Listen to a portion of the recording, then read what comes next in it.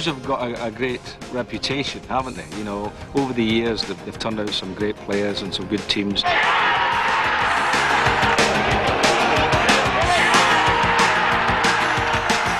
Phil Scott with a chance, and it's a beautiful goal!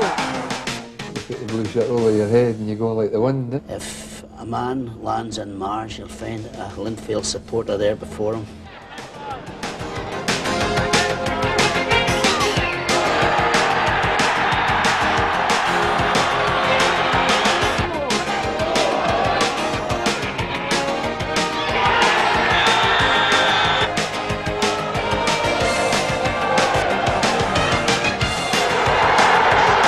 I think that they're really part of an institution, and there's not many institutions in football. Linfield will be Linfield just because of the name.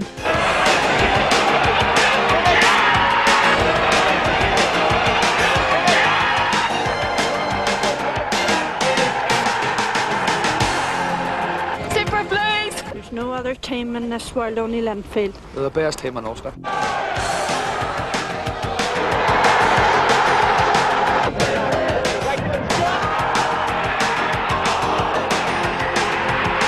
I love them. Great side. There's a Lord, there's my family, and there's Linfield. Man United, Liverpool, Rangers, don't compete. Out comes Smith and Campbell.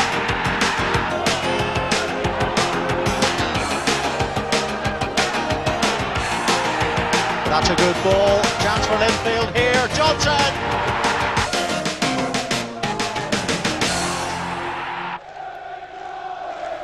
Just think of the name Linfield and you automatically think big.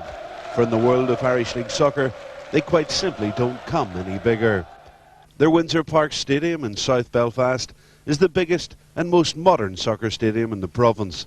Their support, often criticised but undeniably fanatical about their club, is the biggest by far. Linfield's tally of trophy wins is the biggest for any club side in Ireland, possibly in Europe. Since their formation in 1886, they've won over 180 trophies. Including stars like Brian Hamilton, they've supplied the biggest number of players for international service in the Irish League. But like most big clubs, big organisations, big institutions, Linfield had humble beginnings. The club was born Linfield Athletic in March 1886 in the Linfield Mill in Sandy Road. The name was derived from Linenfield. The team was first made up of the employees of the Ulster Spinning Company and played on a ground called the Meadow at the back of the mill. The goalposts were hard against the factory wall. It was only 3 years before Linfield, rapidly finding success on their cramped mill ground, had to find a bigger home. And Ulsterville was the next stop. A row of houses now stands on the site of that ground at Ulsterville Avenue. Ulsterville was Linfield's home for just 4 years. 4 years of remarkable progress, during which the crowds flocked to see the team, who won the Irish League Championship in the first 3 years after its inception in 1890. Soon Linfield were on the move again, this time again as tenants to Myrtlefield at Balmoral. But the club were thinking even bigger, about buying a large section of the bog meadows in Belfast for the ground they would call Windsor Park. And on September the 2nd, 1905, they played their first game at Windsor, beating Glentoran 1-0, before a crowd who paid £113. Big money in those days. The Windsor Park of today is a very different place, of course, but Linfield quickly made themselves at home in the early 1900s. On the field, the Linfield team swept the boards, with Scott Marshall McEwen a major influence on the wing. Other stars of the time included Davy Rollo, later to join Blackburn Rovers, and another fullback, Billy McCandless. But in the season 1921-22, Linfield really arrived, achieving the impossible by winning all 7 trophies. The first, but as we'll hear later, not the last time it had ever been done. The names of that team are now part of Linfield folklore. The likes of Arthur Maltstead, Jerry Morgan, Bill Savage, the scorer of 28 goals in 26 games. And then you could see that Linfield were obviously a power in the land, a team that everybody wanted to beat. a team in which they had a love-hate relationship with. That to me was the real point of Linfield, the start of Linfield's greatness. The 7 trophies side of 1921-22 was a hard act to follow, and it wasn't until the 1930s that Linfield really bounced back to the top. Stars, they had a galaxy of them, like Billy McCleary, Jack Jones and Tommy Sloan, seen here at a reunion of players many years later. But there were no bigger names than Joe Bambrick, scorer of 6 goals for Ireland against Wales in 1930. In the 40s, despite the war, Linfield still packed the crowds in to see a host of English players who were stationed in the province. It was once said that Joe Mackey, the secretary, and Jerry Morgan, the trainer, used to be first down at the cross-channel boats there to pick these players when they come off to serve in Northern Ireland. Linfield had Stoke players, Mould, Ormiston, Peppett, and they had Jock Sheen, they had Peter Mabaw McKinnon, they had many players. Wally Boyd was another one who was there in the war years. And there was also the possibility once that Stanley Matthews might join them, but despite all the efforts of Joe Mackey and special missions down to RAF at Bishopscourt, he never succeeded. But the Blues in those days were a team with a lot of attractive players, and they brought in huge crowds, particularly the Stoke quartet. They, to me, were probably the greatest group of players in the war years. Few matches of the time aroused the passion of Linfield Belfast Celtic games. It doesn't take a professor in sociology to explain why. The two teams drew their support from the different sides of the Protestant Catholic population of Belfast. Linfield was born on Broadway, virtually, and the people around the Linfield Mill were all from that area of the city, and it became very much a Protestant club, and it just gradually developed from that on in. And of course you had Celtic on the Falls. They were developing the Catholic support. The Catholic elements looked upon it as their club, and the Protestants on the Shankill and Sandy Row, Donegal Road, felt that, well, Linfield's ours, and that's really primarily how it all began. Both clubs had Protestant and Catholic players in their ranks, but the rivalry on the pitch was intense. Off it, the players were and still are the best of friends. Linfield Celtic matches were something special. There was something different about them. They had a compelling allure, and when you went to grounds that were vibrant and people were, anticipating things happening, and they always did, you have to admit that you had the Protestant Catholic background to it. But despite all that, Linfield and Celtic players were always the greatest of friends, and after matches they used to meet in Roddy's pub there on the Donegal Road, or down in the Bank Bar, or in Sam Casey's in Library Street. They were all great pals together. Jerry Burrell, who's scouted for Linfield for over 20 years, played for Celtic. Joe Douglas joined Celtic from Linfield. I ended up with Celtic, yes. 6 seasons with them. Did you take much stick from your neighbours? No. Well, I thought it would be, but no, it's happy days. Like, no animosity at all. Like. You remember, Joe, at Windsor Park, when Celtic and Linfield met, it was 40,000. It's like an international match. Like, I mean, we can even conquer today, and an international match is 40,000. Tell me, Jerry, now you're associated with Linfield now. Do people, the old-timers, the older supporters at the park, still give you a bit of stick about the Celtic days?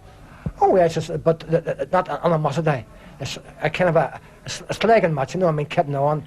Like, you only wore a blue jersey once, and I said, well, it's fair enough, but I wore Celtic just a few times, The sad thing about the Celtic thing was that there was so much trouble at times with it. And I vividly remember the crowds having bother with each other, and the players on the field saying to one another, look at silly asses, knocking the heads of one another, and we're the best of friends. We were opponents, but we were the best of friends. There was great camaraderie between the Celtic players and the Linfield players, and of course both teams were mixed. There's no holds barred and everybody went out to win. But that was the highlight of my life playing against Celtic. It was a great atmosphere and a great feeling, and it was just, they won as many matches as we did, and you know, it was just one of those things. Sadly, Belfast Celtic quit Irish League football in the aftermath of a riot at Windsor Park on December the 27th, 1948, when so-called fans who invaded the pitch hurled Celtic centre forward Jimmy Jones over a parapet, breaking his leg. It was a very black day for Northern Ireland football when Jimmy Jones was attacked, thrown over the parapet and had his leg broken. The incidents in the game were, I think, helped to generate feeling among the crowd. There was an announcement made over the public address system which didn't help matters either. And I feel that Irish League football never really recovered. I actually shook hands with Jimmy Jones and left the pitch before there was any trouble. I didn't know about the trouble until after the game was over. In those days there was no fence, and to keep the fans, the wall was very low, and it was normal for when they had a big game and a big crowd, that the crowd at the end of the game would just naturally, to get out of the ground, would come down over the wall and down through the pitch. There had been a bit of trouble during the game. Bob Bryson had got his leg broken and things, but that hadn't anything to do really with what happened after the game. It's the worst thing ever happened to Irish football at Belfast Middle League. I think it destroyed the league. My personal opinion, like, you know what I mean, other people may say differently, but I think as regards to Linfield and Celtic, there's only two teams. Like, it could have been Glentoran, but they don't jockey. But with Celtic's departure, Glentoran were to become Linfield's greatest rivals. In the 50s, Linfield won 5 Irish League championships. Alec Russell was Mr. Reliability in goals. There weren't many bad times. We did have the odd hiccup during the years I was there. I remember one year when we escaped relegation by a goal average with Wenger. So we did have a few bad times, but mostly good times. We had some funny guys in the team. Quiet men like Tommy Hamill, who was full of his wit, and Tommy Dixon was a joker in the pack, and we had great fun, and also we had great fun off the field. 10 Linfield supporters clubs, and we had a Linfield choir at one time singing at the supporters club, and it was great fun. The 50s closed on a high note. The signing of goalscorer supreme Jackie Milburn, still in his prime at the time at Newcastle United. This was the magic about it. People couldn't believe that a player who was an England international, who'd still had a lot of years left in him, who was scoring goals for Newcastle United, would come and join a club even with the background of Linfield. They couldn't believe it, and when it did happen, he was able to come onto the park and produce the goods for Linfield. He was a superb acquisition for them, and he really made the club. Those were good days when Milburn arrived. The place just seemed to light up. Milburn was, as you know, he was the greatest goal scorer I suppose I ever played football in England or Northern Ireland for that matter.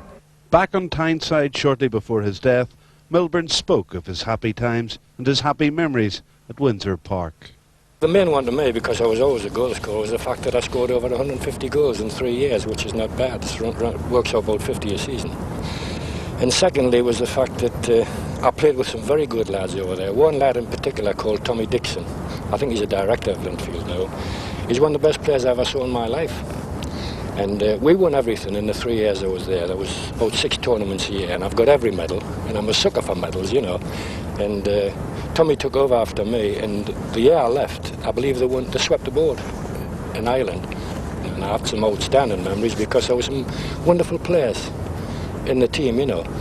The likes of Alec Russell, the goalkeeper, and Tommy Hamill, the skipper, and of course Tommy Dixon. There was John Park, who came to Sunderland, Bobby Braithwaite, who came to Middlesbrough. All lads that I like to think that I helped when I was across there.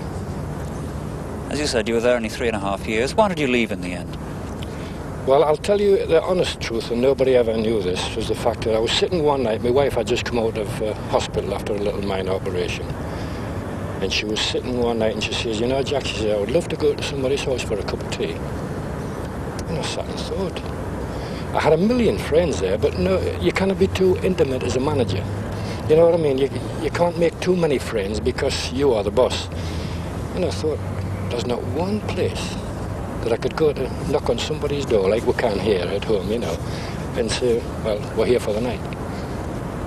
I resigned the next day and I was back in Newcastle within 4 days, just through that. As he said, Milburn laid the foundations for another historic chapter in the Linfield story. In the 1961-62 season, the very year after he left, the team that Jack built won the 7 trophies again. Thousands packed the streets of Belfast for a victory parade after the Blues had won the 7th trophy, the League Championship, with a 3-1 win over Portadown in a playoff game at Solitude. Here, here, the Blues are here. What the heck do we care? What the heck do we care? Here, here, the Blues are here. What the heck do we care now? For it's a grand old thing to fight for it's a grand old thing to win. And when you read their history, it's enough to make your heart feel glad. For we don't care what anyone says, down the hair we care. For we only know that there's going to be a match, and the Linfield supporters will be there. Here, here, the Blues are here. What the heck do we care? What the heck do we care? Here, here, the Blues are here. What the heck do we care now? The Blues were coached by Scott Isaac McDowell, but it was the captain, Tommy Dixon, nicknamed the Duke of Windsor, who inspired the team on the park. But almost incredibly, this living legend of Linfield doesn't rate the 7 trophy team the best he ever played in. I would say that it wasn't the best team we ever had at Windsor Park. We were a very lucky team that year, and I must say we scored goals in the last minute and more than that, and it just seemed to be that the circle had come round again, and that it was to be. It became a strain. You had to win, but we never realised and never even thought about the 7 trophies until about April, when it was coming near the end of the season. We just got on with it, and actually what we did have, we had photographs out, selling photographs of the team round the clubs to get a fund. We had a fund going we paid into, and we got these photographs, sold them around Supporters Club, believe it or not, so as we could have a weekend in Portrush. One of Linfield's heroes of that season was goalkeeper Bobby Irvine, who wore black from head to toe. Ironically, he'd been shown the door by Linfield towards the end of the season before. I was at Glenavon playing, and I got a little letter to say that I was released. And I went out that night and a lot of tears in my eyes. And I thought, I'll show the buggers. And I did things that if I had a thought of, I wouldn't have done, and everything come off. And they signed me for the following year, and I thought, they won't do it again. So I went to England, and I trained with the paratroopers for a fortnight. And I came back super fit, super confident. And, well, as the old saying is, that's history. And everything went right? Everything went right. The longer the season went on, we get better. I regretted it after Cliftonville. I wanted it to go on because it was so nice. We had probably maybe a squad of about 14 guys who blended and just knit it and did everything right in one season. And with the help of the supporters behind us, which is very important, I think we had blend. We had workers Willie Ferguson, we had goal scorers, Hubert Barr, we had great defenders in Sammy Hutton, fantastic goalkeeper, Bobby Irvin, and we all did our little bit.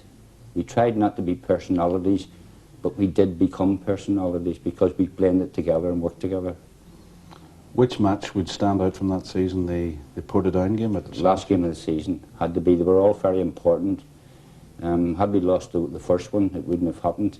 But as it happened, the last game of the season, especially when one thinks that Portadown brought in a couple of imports, and that made it even more satisfying to win it for ourselves and for the club and for the supporters.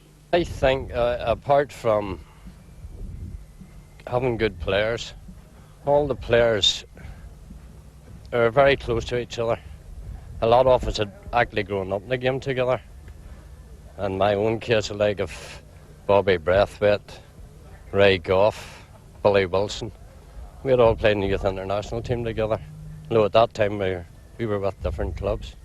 That particular season, I think I got 5 off the 7 because I had a cartilage operation that year. So I think I cleared about £40. For all that? Well, money didn't really matter. Just didn't come into it.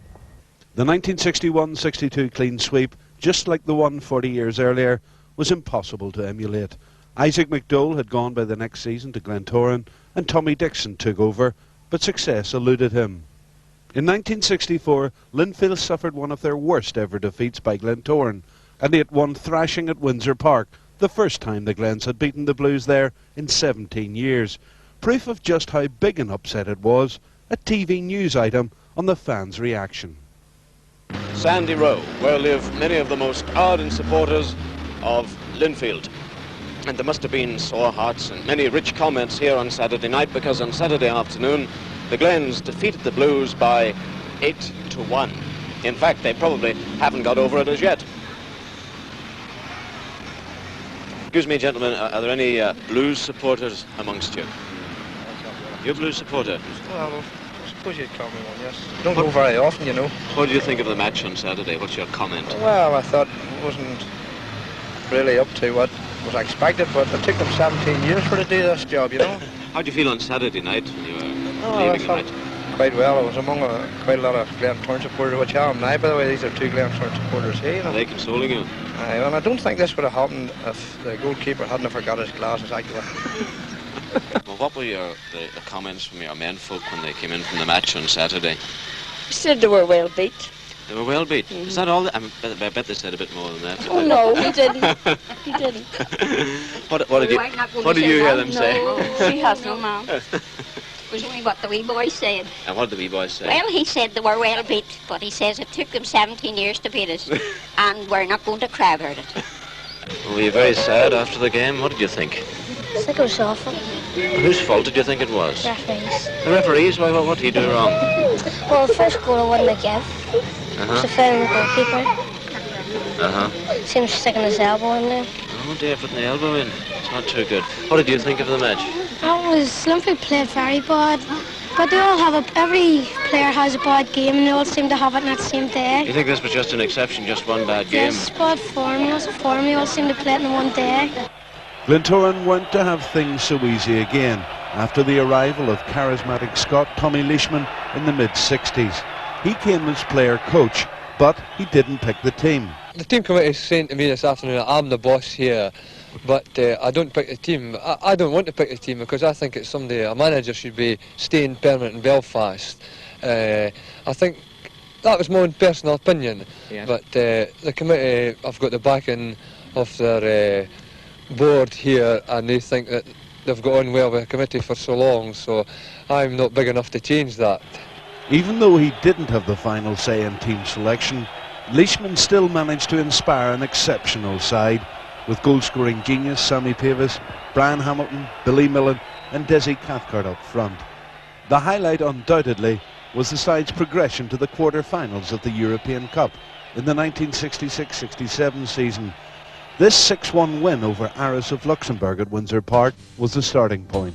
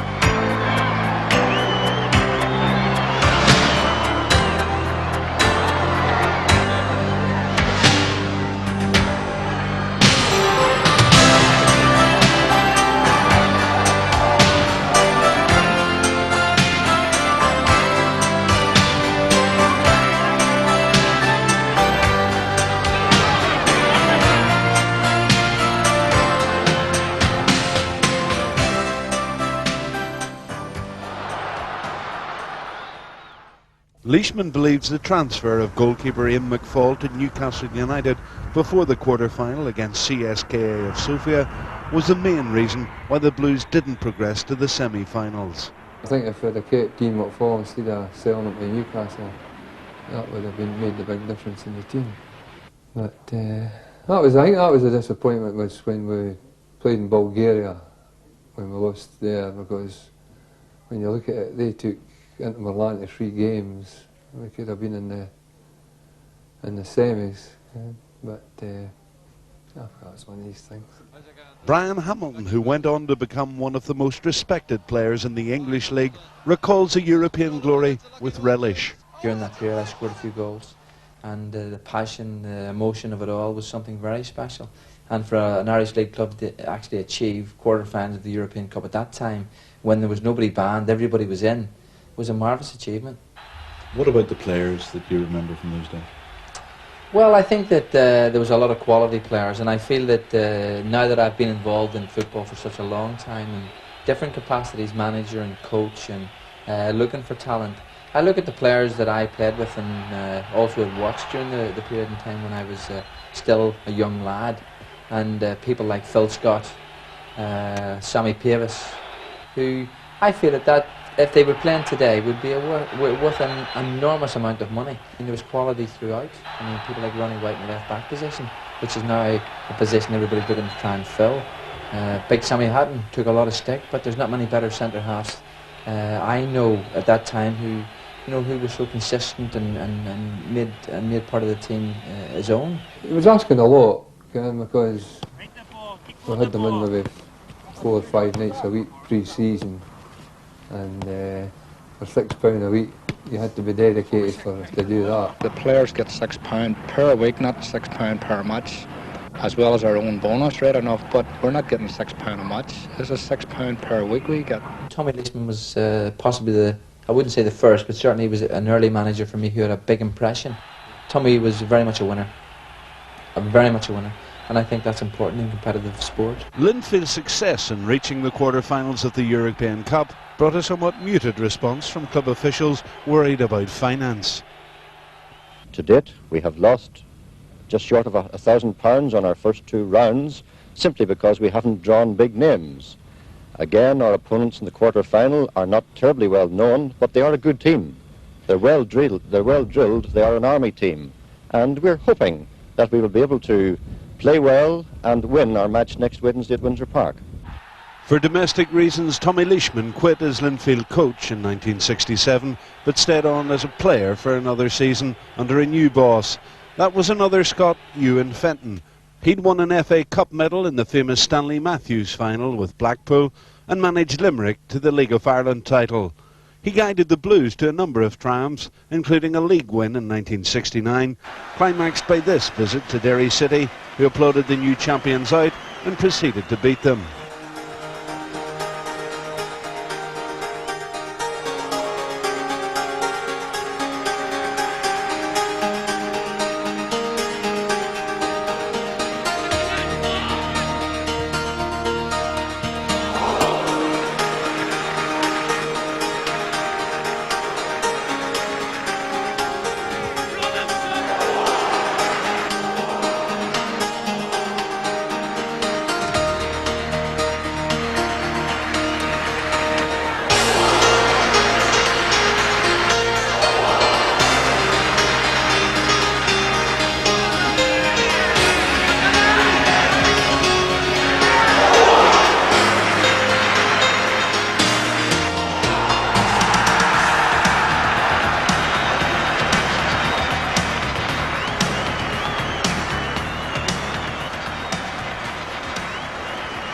The European scene wasn't as happy a hunting ground as it had been for the Blues. This 3-1 home defeat by Vitória Setúbal of Portugal in the 1968-69 season was the first time the Blues had lost both legs of a European tie. And sending Sammy Pavis away.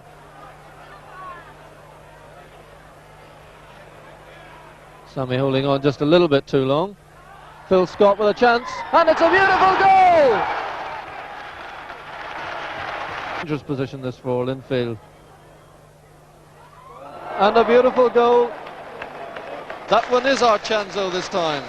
But there was more glory around the corner for Linfield after the arrival in June 1970 of Irish international team boss Billy Bingham as Ewan Fenton's successor. He brought to the club a lot of expertise, a psychological approach to it, and he was a manager who understood players, who was acknowledged by players as being a great professional.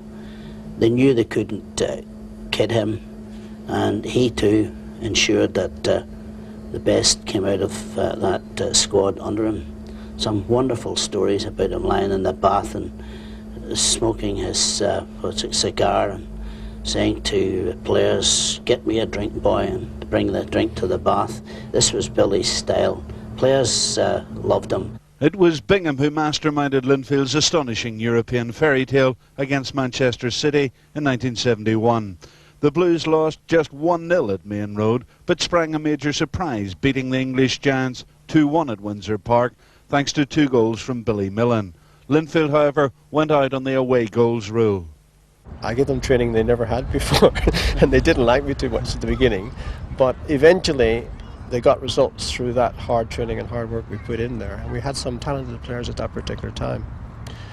I think I won the Irish League, I think a couple of other trophies, but I think 2 things stand out in my mind. One was that we won the All-Ireland for the first time Linfield had won it, and Tom Armstrong who'd been the chairman didn't live to see that. I wished he had. And secondly, the wonderful match against Manchester City, the 2-legged match where we beat them at Windsor Park, and Malcolm Ellison walked out thinking that they hadn't qualified, but he got there by an away goal. And the performance of the Linfield team in that game was outstanding. One of the best performance of any Irish League side. Perhaps Glentoran against Benfica was another very good one, but certainly that I've seen. Handling the players were always fair, I found out, when they played, but the pressure was always on them. It's a bit like Liverpool, Everton. If you play for Linfield, you've got to play well. And if the pressure's on the managers, the same. Bingham stayed just a season at Windsor Park before leaving to become manager of the Greek national side.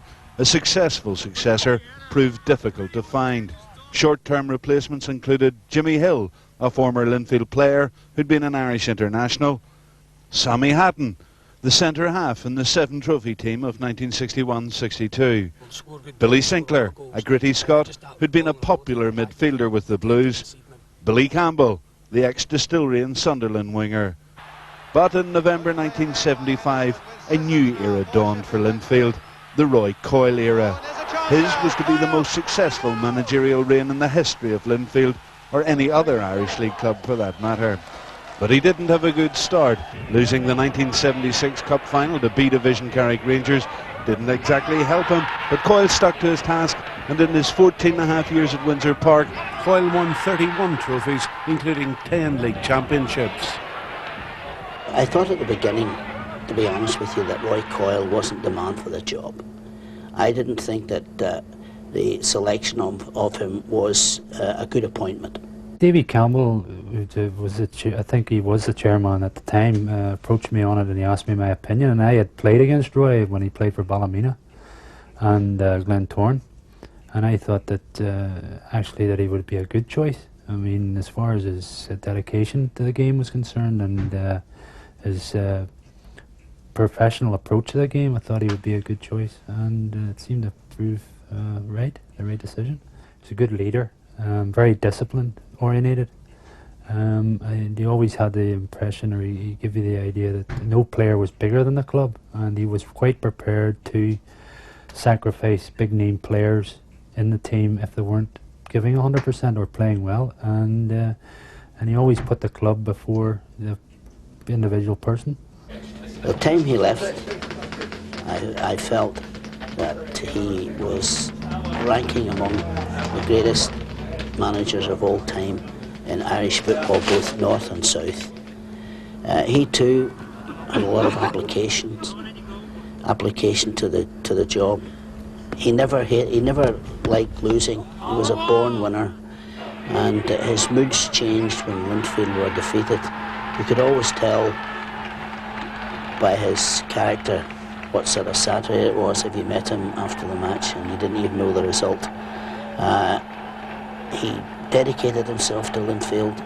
Coyle brought the best out of a host of players like George Dunlop, Billy Hamilton, Billy Murray and Peter Rafferty. Everyone is aware that I had a horrendous sort of 18 months. One of the all-time lows obviously was being beaten in my first cup final against Carrick Rangers, and then we lost the next cup final against Coleraine. So it was a traumatic period of time, but once we got one trophy it just seemed to spiral, and I think the rest is history after that. How do you explain the success you had? Can you explain? Well, it's a culmination of a few things. Obviously good players, a certain amount of luck, and hopefully I contributed a little bit myself. But I think at the end of the day, especially at the late 70s, in the beginning of the 80s, I think I had an awful lot of good players. And the likes of Peter Rafferty, George Dunlop was very young at the time as well. You had Warren Feeney, you had Lindsay McKeown, Trevor Andersons, and Peter Dornans, Davy Nixons, tremendous players, all will be remembered forever and a day. But there was a lot of good players even towards the end of my career at Windsor Park. I think it would be unfair just to single out one team. Certainly if I sit down to pick out a good team, a lot of players would figure over all the near 15 years. Unfair to pick out one team, but what about picking out one player? Again, another difficult one, but the one I had always great admiration for, and I thought, not as a captain, he led by example, and he portrayed what Linfield was all about, and that was Peter Rafferty. I think, without doubt, that would have been my favourite player. We all had characters. I mean, Geordie Dunlop, wee Nicky, the Raf. I mean, and then, as I say, mentioning the first team we played in with Phil Scott, Stanley Gregg, Pavis, Jackie Patterson, Billy Milne. I mean, it was endless. It was a joy coming to Windsor Park. The dressing room was like a comedy. It was just that's what it was, a show. It was like the Arts Theatre all over. One day we were playing Glentoran, going down the dressing room, and a young fella called Davy Nixon was running out, and we used to beat the wooden panels on the way down. And Davy came out with a famous quote, "Come on you blows," instead of "Come on you blues," and everybody was just standing laughing. I had about 8 managers while I was here. Okay, Roy Coyle was here the longest and probably the most successful. But you mean, how can you compare likes of Roy with Billy Bingham, Billy Campbell? I think it's a wee bit unfair to say he was the best of that way. I think I learned an awful lot from all of them. Europe was a continual story of near misses. Well, you're always going to be pitched against the best in Europe. Certainly we had a lot of high memories. I remember Benfica. We were doing very well about 10 minutes ago, I think, and it was still 0-0, and we lost 3 goals inside of about 7 or 8 minutes. But I think if I had to pick one European game out, it would be the result at Shamrock Rovers. Everybody tipped us to go out. Shamrock Rovers were nearly invincible down there, and we got a very honourable 1-1 result to get us into the next round. But if I could put you in a time machine and take you back to one match at Windsor Park, one memory, what would it be? I think it would probably be the first 20 minutes against Panathinaikos when we went 3-0 up. I couldn't believe it. I thought incredible, the football we played. It was a pretty bad night, if I can remember back, with the rain belting down. Martin McGahey, I think he scored 2, and I think the other one was scored by Philip Maxwell. And I thought it was an incredible 20 minutes. I just wish the referee had have stopped the match in about 60 minutes short, and we'd have been through into the next round. I think it would have been the quarter-finals actually of the European Cup. That's one that will always be asked for every day. 20 minutes against Panathinaikos. Coyle's one main regret was that he didn't land the Irish Cup more often at Windsor Park. We got into a few finals, and we did have a lot of inept performances, as well as a little bit of bad luck. But certainly I'd like to have won the Cup more often, because everybody remembers that day. Rather than you win the League Championship, that's over a season. Possibly not having won the Irish Cup more than, I think it was 3 times won it. That was a big disappointment. Mahon finds Healy, turns Walsh well. Healy off, heading straight for goal, going all the way, and he does it! Gaffey going in there, almost fell to Gibson, but Healy away. Here's McKeown, and that's 1 each. Lindsay McKeown. Billy Murray. Lovely skills. McKeown. In goes Rafferty, out comes McGee. McGee wins, but only just. McKee off Rafferty, McKee again. And it's a penalty kick. Coleraine can't believe it. McManus the man. bringing down McKee. And we have a penalty for Linfield. Mr. Donnelly was very close to the play and had no hesitation. McKee went down and Mr. Donnelly pointed to the spot. So for Vince McGee and Coleraine, it's all turned round. 1 up. Now it's 1 each. Over 6 minutes left. Murray, and he makes no mistake. 2-1 Linfield. And Billy Murray, who just recently scored a hat-trick of penalties in an Irish League game. Mr. Donnelly having a look at his watch. And that is it. Linfield have won the Irish Cup for the 33rd time. Mobbed back from the brink of defeat with the equaliser 11 minutes from the end.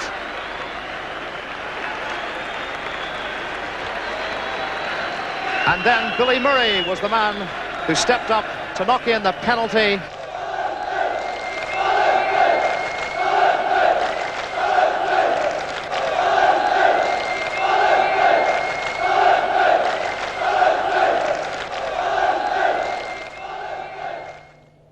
I mean, some people think Roy Coyle didn't do well by me, but the thing was he signed me and I had great respect for him. That always overpowered any other feelings I had, anybody I had personally against, because I respected him as a manager and as a person as well. I didn't see eye to eye with Roy at all times. We had a lot of, we had a lot of arguments and a lot of personality clashes, but looking back now, it was a difficult team to manage because of all the individuals that were playing. But again, looking back, I admire him now because he was professional in his approach.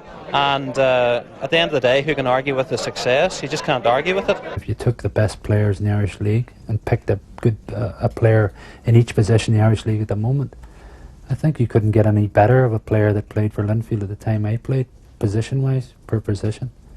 I mean, the strength that we had in depth, both on and off the park, was a lot to do with it too.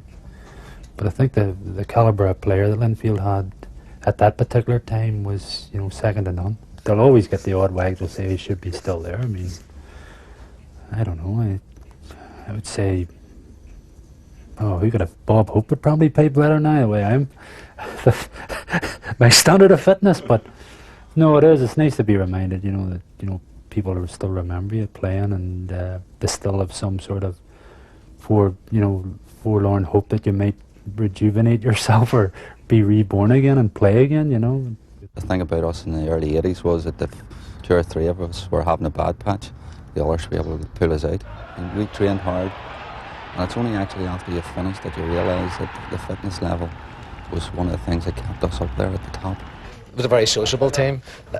you get played, I've never seen as many drinkers in the one team and could play football on a Saturday like them. Someone used to go out on a Friday night, but we'll not mention Davy Nixon's name. Davy's only man that could play with Smirnoff in him. If he didn't have any Smirnoff in him, he couldn't run. That was like petrol.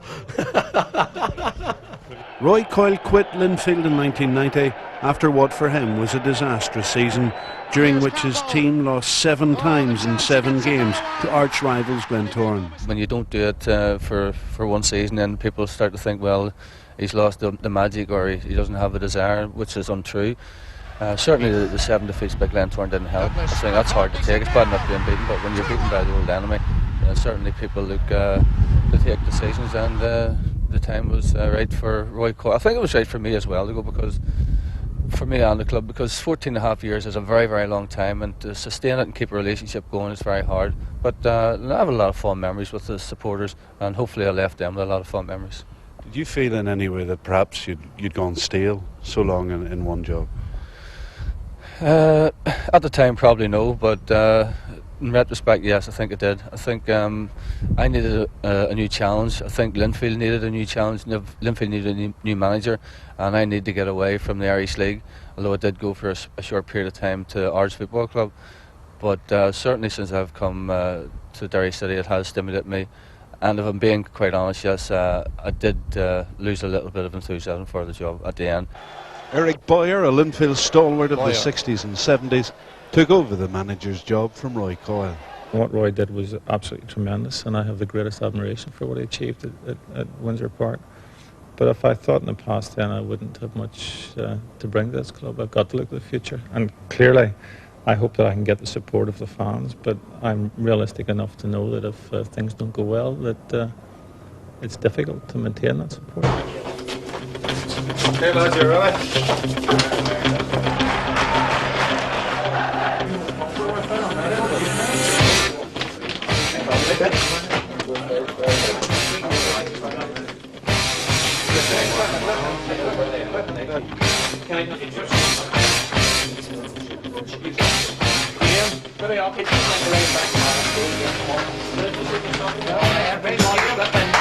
Stop the board, everybody want to put my big this start of the day. Nobody put my stand about strutting. I said, why did I make from the start? Come on. Nobody do it but you.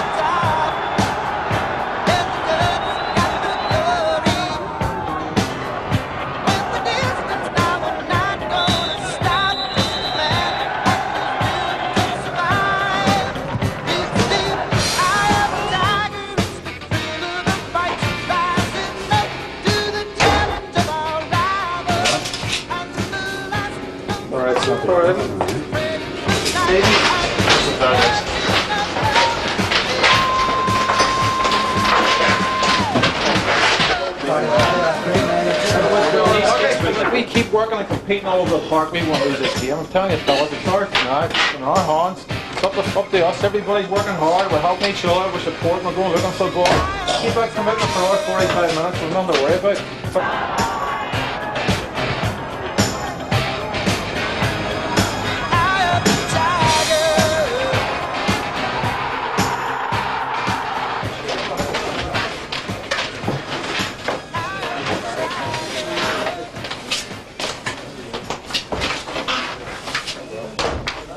Well done, lads. We didn't deserve it. We didn't deserve to lose the 3 points. 2-1 up for a couple of good chances, but that's what happens in this game. You don't kill teams off. Eric Boyer's reign at Windsor Park was short-lived. After 2 years at the helm, he was sacked in October 1992. This defeat by Distillery was a nail in his coffin after a bleak run of results. Boyer had led the club to just 2 trophy wins in his time in charge. They beat Larne in the final of the League Cup in April 1992 with a 3-0 scoreline. Move from the fence as well. Curry to swing it in. In goes Baxter, and it's in. And I think it's an own goal. Here's a chance for Linfield. McGackie. 2-0 McGackie. Problems for the goalkeeper here. Bailey, and it's gone in from Hunter. 5 months later, Boyer's Blues won the Ulster Cup after a 2-0 win over Ards, again at the Oval. Johnson Campbell goes on a run, and what a good run it is too. Out comes Smith, and Campbell capitalises on the mistake. Campbell for Beattie, that's a good ball. Chance for Linfield here. Johnson! 2-0 to Linfield. Sandwiched between the two cup final triumphs, a cup final disaster. Boyer took his team to the Oval for the 1992 Irish Cup final against Glenavon, and despite his painstaking preparations, the team lost 2-1. Boyer also failed to steer the team to a league title, and some said the writing was on the wall. After his dismissal, Eric Boyer admitted he would have liked more time to fully develop his side, but he was philosophical about it all. I'm a realist and I understand the way football teams work and the way football works. So it doesn't come as a surprise to me, because I think the one thing you can be sure of as a manager, you're going to get the sack at some stage. Linfield appointed their old boy Trevor Anderson to fill the breach after Boyer's sacking. The manager's chair at Windsor Park is probably the hottest in the Irish League, with impatient fans demanding success almost as of right. They've asked me to come in and do a job. It was a surprise to me, and all I'm doing at the minute is enjoying it. I've made my mind up to just enjoy it. It's a big tradition, and I've got to realise that every match I play in is a cup final. Every team wants to beat Linfield, no matter how badly Linfield are doing. You think something has been missing from Linfield for the last few years? I think maybe a wee bit of discipline and a bit of organisation. There's some good players here, and it's a matter of getting their confidence back. How special are Linfield for you? How special? There's nobody else as far as I'm concerned. Even when I was in England, Man United and all the rest of it, Linfield to me have always been special. You're not telling me that when you were playing for United you were still thinking about Linfield? I was watching for every result and getting reports about them all the time. It's the Linfield manager's job to run the affairs of the club on the park. Off it, unlike most clubs, Linfield are not a limited company, and a management committee, elected by members of the club, conduct the business on a voluntary basis. You are responsible for the running of the club to the members, and I would like to think that the members do appreciate the work which is done by the management committee. The time that myself and the other members of the management committee spends on behalf of Linfield, it's unbelievable. Former Irish League referee Derek Brooks is Linfield's full-time secretary, and he explained what his role is. It's everything, both the administration and financial, with regard to the football club, the social clubs, the sports shop. It opened in the early 80s, and it sells not only a range of Linfield souvenirs but also replica kits for the likes of Northern Ireland and other clubs, and sell sporting goods, football boots, clothing, etc., team kits. A home game on Saturday, I would be at the ground in around 11:15 in the morning and maybe not leave till around 7 o'clock in the evening, and in between rarely see a ball kicked. Derek Brooks says that without its social clubs, Linfield could not survive. The man who holds the purse strings for Linfield is management committee member David Crawford. It's a difficult job at times. There's so much overheads at Linfield that you have to get money in to pay it. How much money are we talking about to run Linfield every year? Well, you're probably talking about 300,000 to 250,000. As much as that? Round figure. Before balls kick, you're talking about 40,000 for rates and insurance alone. How does Linfield go about raising that? Obviously all doesn't come through. Well, your main thing is members' tickets, season ticket holders, and the two good social clubs running here. The viewing rounds and the members' rounds, which brings in good returns. The main thing I was involved in is between supporters and Linfield again, getting a good relationship. And there's some great supporters clubs who help. Of course, Lisburns, the Jump the Street Blues, and Ballyclare, a lot of good clubs. Of course, everybody outside Linfield looks on Linfield as a rich club. How would you react to that description? Well, Linfield was always known as a working man's club, believe it or not.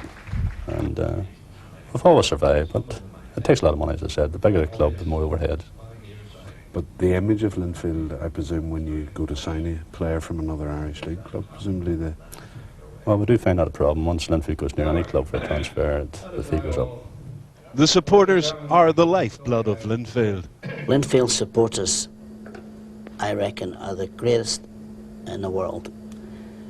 There's no club has got the loyalty shown by them.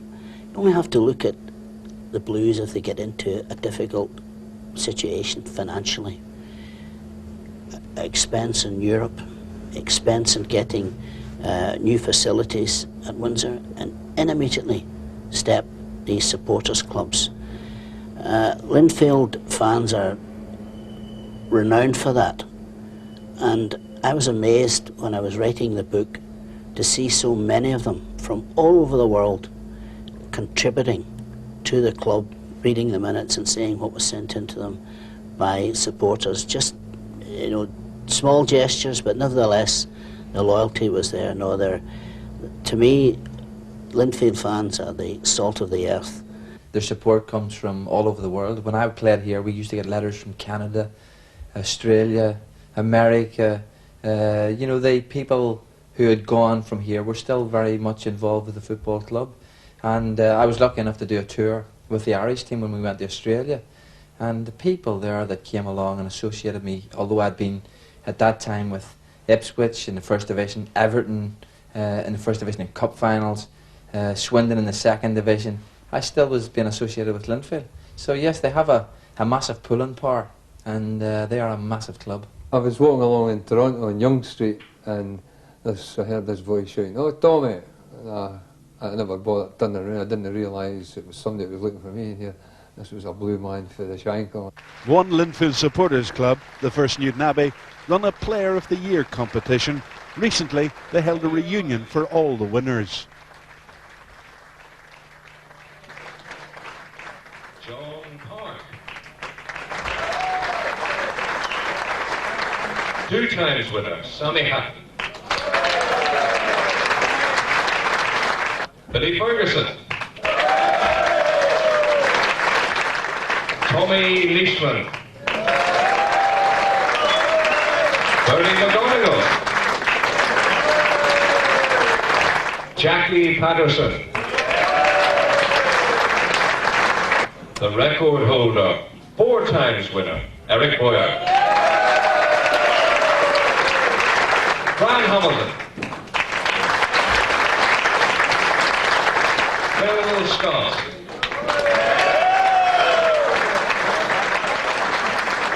Eric McGee.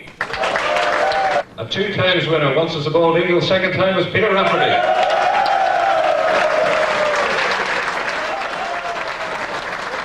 A 3 times winner, but you were struggling, Lindsay McKeown.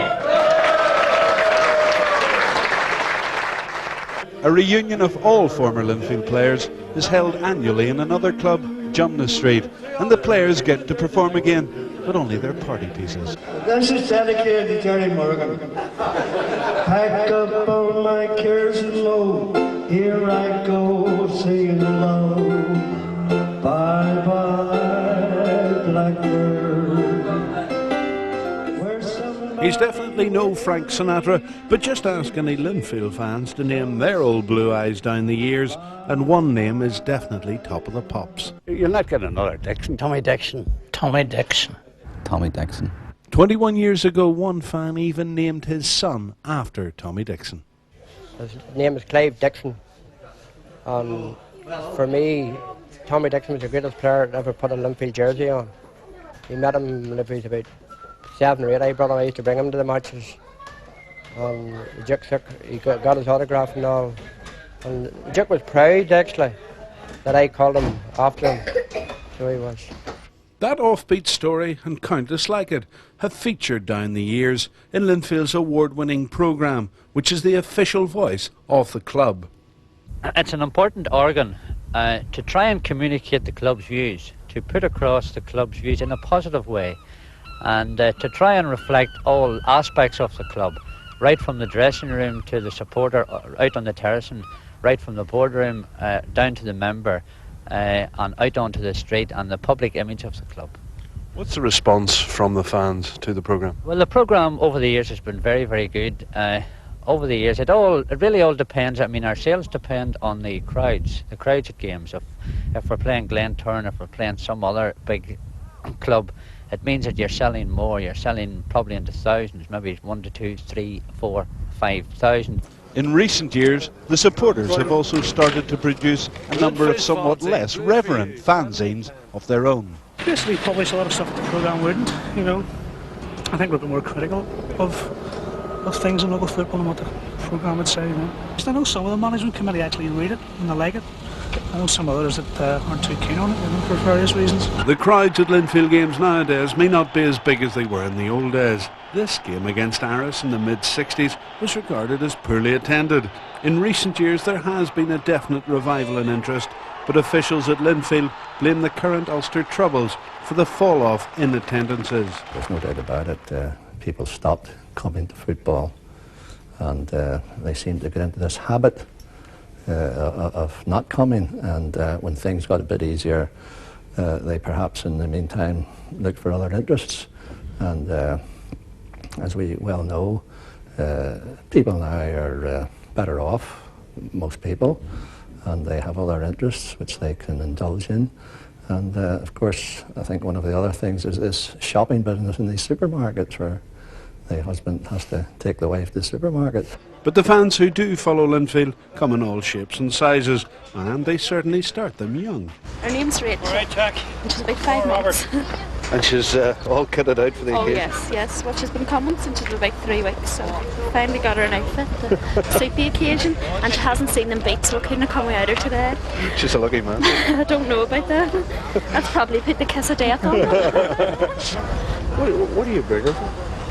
Because we live in East Belfast and I'm afraid of her meeting the wrong sort of people. The older fans still wallow in nostalgia about the Belfast Celtic games. Oh, Celtic. I'm really sorry they ever went out. There was more pleasure and fun in beating Celtic and all the other teams in the country. Memories of those Linfield-Belfast Celtic encounters were revived a few years when the Blues played a junior side, Donegal Celtic from West Belfast, in an Irish Cup clash at Windsor Park. But unfortunately, clash became the operative word, as it was a case of all our yesterdays off the park as well as on it, as fans rioted on the terraces, and one youth ran onto the pitch to attack Celtic player Brendan Tully. It was the worst outbreak of trouble at a Linfield game since the notorious scenes at a European Cup clash against Dundalk in 1979. Dozens of spectators were arrested or injured during the riot, and Linfield were ordered to play the next leg outside the British Isles. Linfield chose Haarlem in Holland for the home game, which ended in disaster, with Dundalk winning 2-0 after the 1-1 draw at Oriel Park. History was repeated in the 80s as Linfield had to play their home European games at Wrexham after incidents at earlier games at Windsor Park. Hundreds of Linfield fans travelled to Wrexham for matches against TPS of Finland and Dnieper of the former USSR. Linfield drew 1-1 against the Finnish side at Wrexham after an elite draw in Finland, so they went out in the away goals rule. Against Dnieper, Linfield lost 2-1 at Wrexham and 1-0 away. Going back to the Dundalk thing, we were banned for 2 games. It was a terrible blow to us, so it was in every way, both for the team, for the supporters, and for the club financially, because it cost us a lot of money to play our 2 home games away. Recently, the recent one, it was even worse again financially, because we had to travel away to Russia, as you know. That wasn't cheap, and of course having to go to England to play, well, it costs you an awful lot more money because you have hotels and travel, which you wouldn't be involved in if the game was at Windsor Park. In recent years, Linfield have been at the centre of a storm of controversy over allegations that they exclude Catholics from their teams. Linfield responded with a lengthy statement denying the allegations and saying the club had played over 70 Catholics down the years. In mid-1992, Linfield signed their first local Catholic player in over 30 years. Chris Cullen insisted all he was interested in was playing football. Just go out and do my best and play well. Hopefully they'll accept me. That's all I really do. Just go out and play football. Chris made his Linfield debut against Bangor at Windsor Park as a substitute. There were a few jeers but many more cheers as the former Cliftonville player ran out to a standing ovation. It wouldn't annoy me tomorrow. I would still be as good a blue man if we had 5 Catholics playing for us. Wouldn't make any difference to me, because I remember Roman Catholics playing for Linfield. I'll name a couple: Mickey McWilliams, Davy Welsh. You know, I used to remember the sweat running down their jerseys. They played hard, and when they played Celtic, they played harder. So it wouldn't annoy me in the least. In fact, I would welcome it.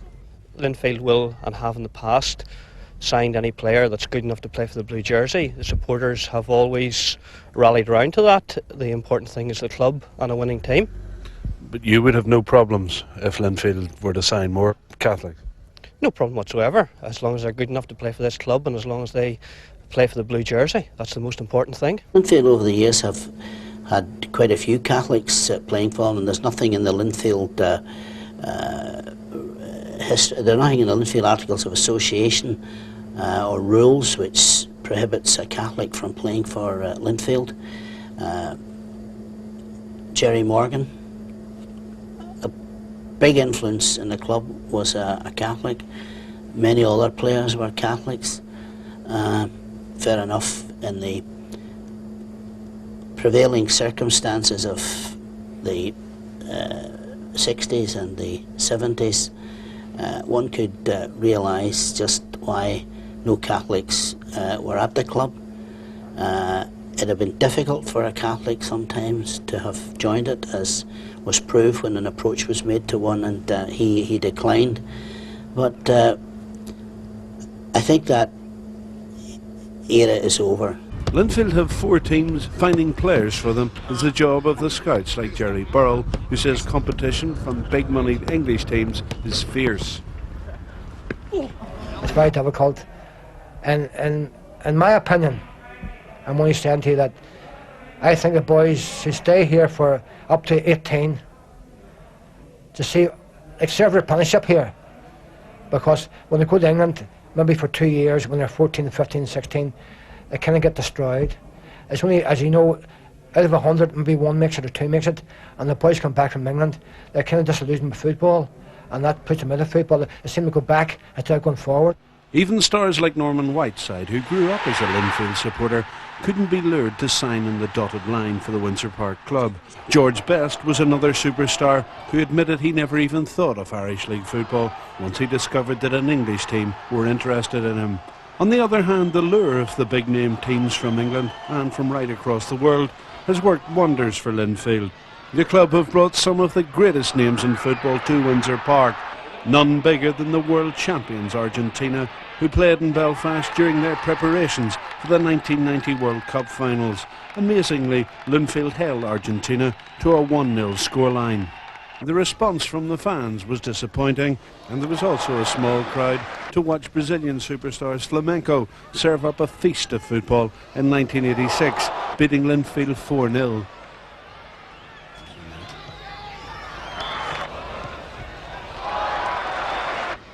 But Manchester United drew massive crowds to Windsor Park on 2 occasions during the 1980s. In July 1968, Liverpool came to Windsor Park to play Linfield. The famous Reds beat the Blues 3-1. Ian St John fondly remembers that visit. We came over in a pre-season game when Brian Hamilton was playing, and Brian has told me he remembers it vividly because we'd come back from Mallorca. We'd been away in the summer and we'd been on tour away, and we were all bronzed, you know, the usual thing, the oil on the legs, and we ran out there, and out came the Linfield lads, all the part-timers, you know, white as a sheet. Their legs were stark white, and Hammy says when he ran out, he says, I looked at it, it was like playing Brazil, you know. Games against other big-name teams have also had their moments of mirth. We were playing Napoli in a European, it wasn't a European Cup, it was a tournament, and we went out onto the field with our red, white and blue on, and we stood for the Italian national anthem, and after that we stuck our blue chests out into the crowd waiting for our own national anthem, and the band struck up the Soldiers song. So I always remember standing for the Soldiers song when I was playing for Linfield. Whenever we played Benfica in the Stadium of Light, and leading the boys out, and I come down to the bottom of the tunnel, and Eusebio standing there. So I walks up the steps, and I just sees a massive red and white, 3 tiers, you know, about 75,000 fans, and I just says, I think we better go back in, lads, you know. So we're walking out, and all Dornan's coming up behind us, so he says to Eusebio, he says, You paid your dues, brother, for the PFA. It's hardly a laughing matter, but there have been moments of near farce down the years too. Who will ever forget the goal that wasn't against the Blues at Coleraine in the Roy Coyle era? Over comes a corner. Stephen Baxter rises to head it over for another corner. But referee Andy Ritchie somehow awards a goal, believing that the ball went through a hole in the net. Roy Coyle tried to lead his players off the park at Coleraine, but goalkeeper George Dunlop talked him out of it. Shortly afterwards, George Dunlop, the good guy, became George Dunlop, the fall guy. He won't thank us for reminding anyone about this bizarre goal from Glentoran goalkeeper Alan Patterson at the Oval.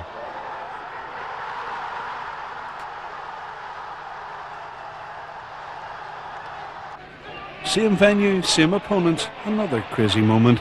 First Linfielder denied a goal from Paul Mooney. It's ruled offside. Glentoran goalkeeper Dean Smith clears the ball upfield from the resulting free kick, and it hits Lindsay McKeown on the shin. But referee Alan Snoddy awards a penalty kick. He reckons it was handball. Linfield had been leading 1-0, but Barney Bars converts the penalty, and the Glens go on to win 3-1. From black comedy to a real joker in the pack, Esme McFetridge has them rolling in the aisles at the First Blues Supporters Club in Lisburn. You see, Patricia's mummy, they didn't want her. They used to walk her along the seashore to play with the shells. During the war. The First Lisburn is one of the biggest social clubs in the province. We spent over 200,000 in renovations there a couple of years ago, 70 strong membership, and we've been to Europe about 10 times. Normally we give £5,000–6,000 per year to the club as a donation. I would like it to be a lot more, of course, and maybe in the future we can do so. We donate a lot of money to Linfield, have our Player of the Year award, which a lot of our supporters club all take part in, sending their points sheet every week. There's a lot of charity work goes on. Most of our donations, apart from Linfield, we go to charity. Hospice, Newton Abbey Gateway Club, we have a Christmas party for them every year. Give donations to them, donations to the blind. Most charities even around the Newton Abbey area, and apart from that, there are people going to paraplegic games with donated money towards that. Linfield also have a supporters club solely for young people. We set it up now about 5 years ago, and it's for any supporters under 18. We only have one rule, and that's that members should uphold the good name of Linfield FC at all times by their behaviour and example. We have a regular newsletter. We send it out 4 times during the season, and then there are interviews with the different players, quizzes, competitions and that sort of thing, and that keeps them involved. There are about 55 Linfield supporters clubs, 30 of whom are around about Belfast. There are some out as far as Coleraine, Dungannon, Uri, County Armagh. We've got 3 in Lisburn. We've got 1 in Glasgow, 1 in Edinburgh, and 1 in Lancashire and 1 in the Midlands. It just shows you the extent of Linfield support. The boys come from Antrim because Linfield are the best football team in the world, and we'll support Linfield from Antrim as long as we live. There's nothing better if you go into a bar, a club, and there's a crowd of Linfield supporters and full steam, especially if we win. You'll not enjoy yourself more anywhere. You go down to Portadown, you go to Glenavon, you go down to Newry, up to Cork. You're looked after, a bit of banter, a bit of crack, a couple of drinks with the lads, good match in home, and it's good. I like it, it's good. Play football, ladies football as well, so. You here to pick up a few tips, are you? You're to say no. All my mates all started bringing me to matches and just loved the matches. And I couldn't help myself coming back. If I missed a match, I'd crack up. I just couldn't help coming back. I love the team, love the club and the people. The best team for 100% effort, I could tell you, was Russell, Gillilan, Graham, Nixon, Hummel, Nixel, Hill, Park, McCrory, Dixon, and stick somebody else in the left wing. Anyone of them, it's 100% effort. That's all you need to play for the Blues, 100% effort. It's good, they're a good team. We like to watch them. There was one particular game, I come out of hospital on a Saturday morning. I wasn't allowed to come to see the Blues, but I lived in the Broadway there, close by the Falls Road, Donegal Road, at the time near Celtic Park. And when it came 3 o'clock, even though I was supposed to be at home and the doctors didn't allow me out, I thought that I heard the whistle going. And I got myself up, gathered up, and when I come over here, Glentoran was beating the Blues. And by the time I just got in at half time, by the time I went out at full time, Linfield had beaten them 3-2. So really, it made me always want to get up and come over and see the Blues again. Just what the doctor ordered. Oh, great it was. Just what the doctor ordered. Every Linfield supporter, I think, that goes there would love to play in the blue jersey because they've all got their opinions. And I think if you go out with the attitude that, well, I'm here to try and do my best for everybody that's watching. And I think if they see you, Linfield supporters love to see players who give 100%. I mean, you could have been having a terrible day, but if you run from here to there to chase a ball that there's no way you're going to get, Linford Christie wouldn't even get it, and end up in your face, and you get up and stay. If they see you're trying, I mean, you'll be the bee's knees. But they're tremendous supporters. There was one particular supporter. We went down and played at Cork Hibs. I'm not sure whether it was the All-Ireland Cup at some stage or a friendly match. And this guy arrived down there on a Honda 50 motorbike. I mean, and how can you do anything else but go out and give your best, When you see like this guy standing behind the goal, cheering you on. I remember we were out with the Northern Ireland team in 1953 and we're crossing Canada by train. And we stopped this night at around about midnight at a little junction between Moose Jaw, Saskatchewan and Banff in the Rockies. And one of the railway men came on with a lamp, swinging this lamp, and woke up all the members of the Irish squad, wanted to find Jerry Morgan because he was a blue man who had emigrated just immediately after the war. That is typical of Linfield supporters. What sort of response do you get at Windsor here? Good response, brother, good response. Men are good. It took us a time to get used to me, but then once they got used to me, they accepted them. And that's the main thing? That's the main thing, but they can't understand why I don't go in. But when I tell them before I was saved, I was a blue man to the heart. Followed them everywhere, but when God saved me, he brought me out of the place. Back in the place, Linfield now possess state-of-the-art technology to help run the club. Here we have the two-way radio systems which the security men and stewards will use right around the ground. This has all been geared towards the Taylor Report recommendations. This is a telephone system which links the office here to every turnstile on the ground and also to the police control room. And this telephone here links the team dugout to either the office, and there's a similar point up in the director's box which links if the manager sits in the director's box and talk to the bench. This is the keyboard for the electronic scoreboard which is situated on top of the railway stand in the ground. This is the mic for the PA system, and it is zoned so it can speak to a specific area inside the ground or outside the ground. And this is the lighting which is controlled around the stands in the ground and the perimeter outside. This is the monitor for the CCTV system, and this is the control panel for this. And this is the keyboard, printer and computer that does the turnstile recording operation, that instead of manually in the old days somebody physically reading a number at every style, it now is all wired back into the office and can be taken here. From the top post at Windsor Park right down the line, Linfield say they encourage everyone to feel part of the club. Gary Eccles is the first team's boot boy. Looking after all the boots, cleaning them, changing studs. Just if anybody wants anything, get them. There's 27 first team players, 27 pairs plus 27 pair of training boots. It's just brilliant to be involved with Linfield. Looking to the future, Linfield are planning to involve the club more with the community. It will involve the club going out into the community and involving itself as closely as possible with the community from the cradle to the grave virtually, and not only in football terms. Bringing people in here to use it as a community People from Linfield going out into the community and coaching and liaising with various age groups and various people coming onto the club. You obviously think that's necessary in this day and age? I do. I think it's becoming more necessary. It has started in England about 7-8 years ago, and we're keen to expand it into Linfield. Would that help Linfield, do you think, attract more people to the club? That's what we would hope, but it's not the all-important aspect. It's to get Linfield better known within the community, and we would go right across that, right across Northern Ireland. Another move to improve the image of Linfield and to curb any potential troublemakers has been the introduction of stewards at Linfield matches. Well, there's 15 of us at the minute, and we're mainly stewarding Linfield home games and the odd final. What is your role in that? Well, mainly just to check the stand before and during after the match for any parcels left behind, show people to their seats.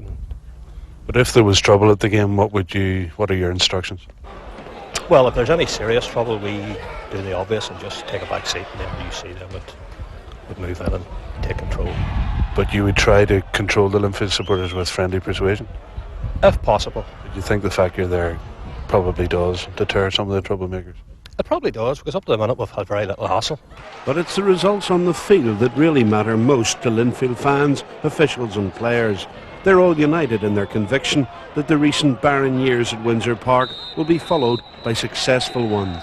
A lot of young players like John Easton and Noel Bailey, and players of that quality, we can only get better. If the supporters are seeing a team that are going to play football and hopefully get results, I think they'll stand by.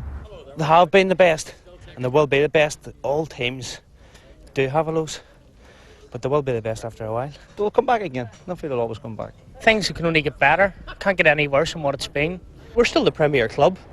Even whenever things aren't going that well on the field, it's Linfield. The tradition's there. We'll be back. I've been coming here since I was 2-year-old, which was 28 years ago, and I think I'll be coming here for the next 30 years. With the basis of a good side out there, so hopefully it'll pick up and start going our way. Everybody I think is disappointed. The last few years have been very, very poor, but we'll still come along every Saturday, hope for the best. And we're on the up, it's only a couple of games, but hopefully we can maintain that. There's no substitute for greatness, but we'll be back.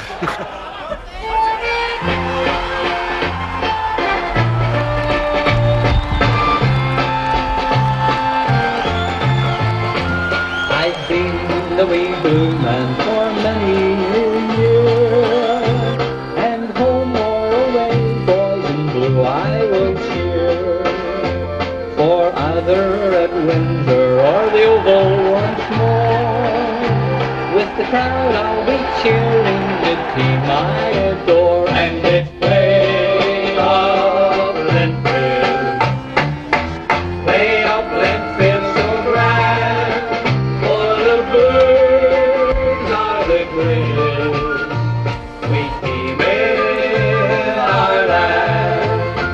I remember so well now when I was a kid, how my daddy would tell me what the old Linfield did. How they won 7 trophies, never been done before.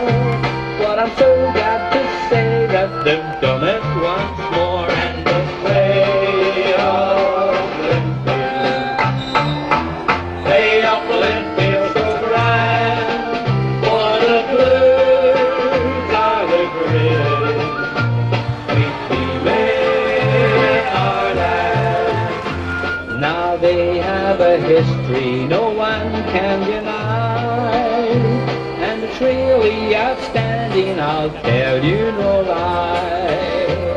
The cups and the leagues they have won by the score, and I know in the future there will be many more. And this way up Linfield, way up Linfield so grand, for the Blues are the greatest, we team in our land. So here to the boys in the red, white and blue, and I hope that each season brings good luck to you. May you go on winning the trophies galore, and I'll go on cheering the team I adore. And this way up Linfield, way up Linfield so grand, for the Blues are the greatest, we team in our land.